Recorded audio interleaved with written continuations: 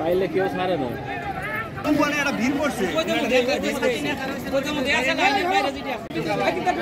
সরকারি থানা শ্রমিক দলের ভারপ্রাপ্ত সভাপতি মনিরুজ্জামান আদম দাবিতে আমরা আজকে মানববন্ধন। আজকে আমরা মানববন্ধনে উপস্থিত হয়েছি। আমাদের প্রাণ প্রিয় নেতা বাংলাদেশের অর্থনীতিতে যুক্ত হতো, এটার জিডিপিতে যুক্ত হতো। আমাদের দুর্ভাগ্য আওয়ামী সরকার মন্ত্রণালয় এবং কৃষি মন্ত্রণালয় থেকে আপনারা যদি সঠিক তদন্ত করেন,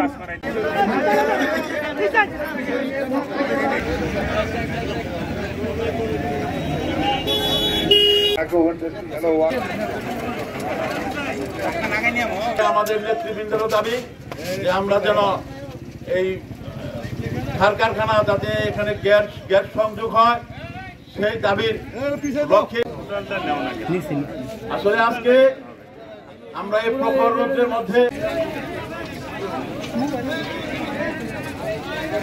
এলাকার সচেতন মানুষ সকলে মিলে আমরা আজকে মানববন্ধনে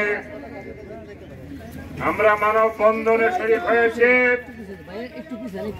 একটি মাত্র উদ্দেশ্য নিয়ে এশিয়ার সর্ববৃহৎ সার কারখানা যমুনা সার কারখানা এই কারণের জন্য বন্ধ করা হয়েছে।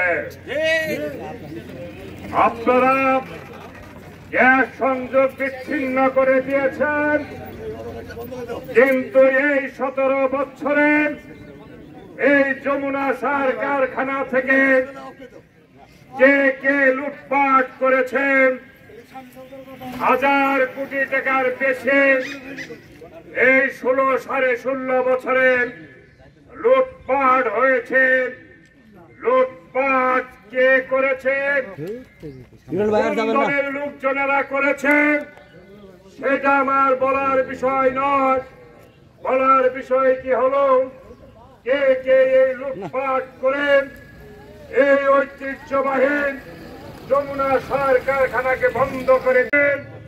গ্যাস বন্ধ করে দেওয়ার কারণে যমুনা সার কারখানা বন্ধ করেছে, কিন্তু উপরের মহলে এত চাপ থাকার পরেও আপনারা দুর্নীতি বন্ধ করতে পারেন নাই কেন?